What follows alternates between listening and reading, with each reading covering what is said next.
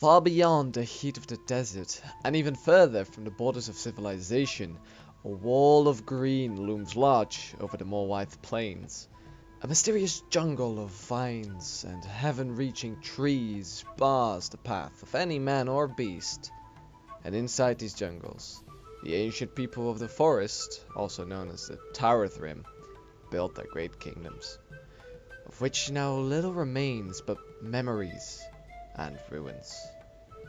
The Taurethrim are the third split of the original Haradrim tribe, inhabiting the great forests and swamps of Far Harad, hidden from the rest of the world and history. The Taurethrim as we know them are believed to have started once at Lake Chunha, at the southern point of Harad Mountains, north of the jungles. These now swamplands must once have been covered by beautiful forests and green plains of grass, where the Taurethrim built small villages into small civilizations, profiting of the rich waters of the lake. It wouldn't be too long before the lake turned itself on her guests and flooded the lands around the people. Forced to flee from drowning, took to the jungle southward, and had overcome the first of many hardships they would come to know. Bordering the Far Harad plains, their new settlements grew large enough until eventually a single High King rose to power. Inyax Ka, the first of High Kings, rules near Chunha in memory of their roots, but their power stretched throughout the jungles. Slowly but surely, their kingdom grew more powerful. In the early days of the Second Age, contact was made with the Numenorians, and from the ruins of Otoch-Ka and the great haven named Taurelonde, it is believed that the two nations traded with each other, trading exotic goods for knowledge. This trade is believed to be the foundation that allowed for the Taurethrim Kingdom of the South to truly grow as large as it now appeared to have been. But, as with all instances of power, at some point somebody will deem it not enough. It is at that moment a man looks to his neighbors to see what they have that he does not. One Taurethrim High King directed his gaze to the mangroves of the east and found his former kin, the Limwythe, who once branched off of the Taurethrim themselves and subdued them into servitude. The Limwythe would, under the rule of Taurethrim, face years of oppression, and their culture, deemed primitive and inferior, would be replaced by the Taurethrim way of life until inevitably the empire would fall. This warmongering behavior would continue in the following generations of High Kings as their eyes were set on the Morwhite, whom had been raiding the borders for centuries. Before, the actions of the Morwhite were largely dismissed, but no longer. It didn't take much effort for the Taurethrim, who were much more developed, to get bordering tribes forced into vassalhood only to be exploited or enslaved. The lands eventually became part of the empire, until eventually the entirety of the southern Morwhite tribes were consumed by the empire. Years later, one of the High Kings, who went by the name of Nekali, had pushed this oppression too far and paid for it with his life. The assassination did lead to a time of peace. The new royal family that took up the name of High King treated the poor more kindly and exploited the people less, but as they ruled in kindness, religion rose among the people in the form of a cult. It was the work of the remaining bloodline of Nekali, who would soon take back the seat of power by force and ruled with an even stronger hand than the Taurethrim had ever seen before. They built great temples and shrines to their creator god, Us-Belahu, and engaged in human sacrifices to please him. The slavery and exploitation ensued as they once used to, with any ideas of assassinations now expelled out of their minds through fear and terror, and the power of the Taurethrim grew once more. Soon after their rapid growth, reports tell of a black sickness ailing the High King, who eventually perished, and left his young child to rule instead. Briefly after his coronation, one of the last ships to be seen traveling so far south brought a fair-looking passenger cloaked in black, who would offer his counsel and protection in return of an alliance and the sharing of wealth with the Taurethrim. Gifts were exchanged to celebrate a new High King and new agreements before this figure sailed away once more. The fair figure had kept to his word, and the Taurethrim Empire had never before seen such promising progress. But this dream soon turned into a nightmare, as his High King was consumed by a madness. He slaughtered his opponents and eventually tormented even his own people for his own amusements with brute force. There has been no grave found to this king, leaving the question of his fate unanswered to this day. From the inside out, the Taurethrim Empire had fallen once more, with no heir to the throne and most of the royal family slaughtered. The people turned against each other, self-proclaiming leadership and waging war against other small chieftains, leading to even more death.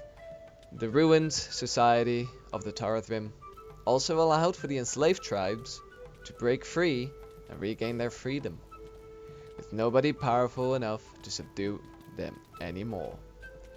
The Limwythe expelled the Taurethrim from their lands, killing and slaughtering any they encountered, until they reclaimed their own mangroves. The Morwythe actively hunted down the Taurethrim, at first on the plains outside of the jungle, but soon raids into the jungle followed, killing off many of the tribes that had survived the slaughter.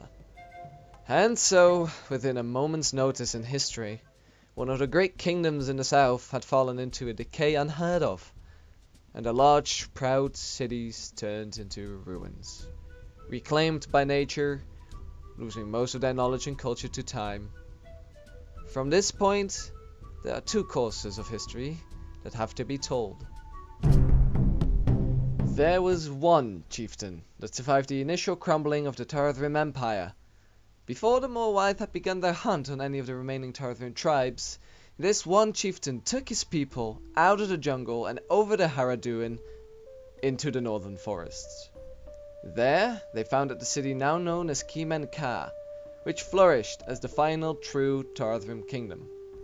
But fate would catch up with them, as from the east a new threat came knocking on that door. Not the Morwythe nor the Limwythe, but inhuman, large monstrosities. The half-trolls of Petorgwaith came marching through Taurethrim woods. They fought these demons off for as long as they could, but eventually succumbed to the immense strength, and thus marked the end of the true Taurethrim race. The river that still flows through these ruins is now known as Serekduin, or the River of Blood. On the verge of the Taurethrim's extinction, it was the Morwaith's migration into the jungles that allowed for the ideas of their culture to survive.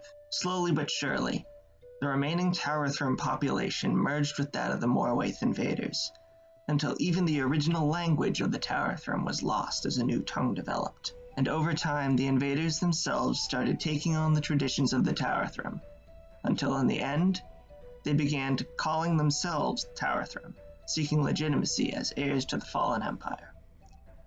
In the early years of the Third Age, the start of these changes did not stand in the way of those true Taurethrim who survived. They hid in the jungles in isolation, only interacting with the Morwaith who dared venture deeper into the jungle hunting Mumakil, holy creatures to the men of the jungle. In the later years of the Third Age, these hunts increased in size and frequency, leading to more direct conflicts between the two parties. To make matters worse, the Morwaith had begun deforesting the outskirts of the Great Jungle. For the enslavement of their holy beasts and the destruction of their homes, the new Taurethrim will never forgive the Morwaith of the Plains. But their hate extends further, to all other Haradrim, and in turn the Dark Lord that commands them. With all the chaos throughout the long history of the Taurethrim and the lack of reliable information about the Empire, one can only wonder what would have happened had they not faced such challenges, or whether the original Taurethrim have truly been destroyed.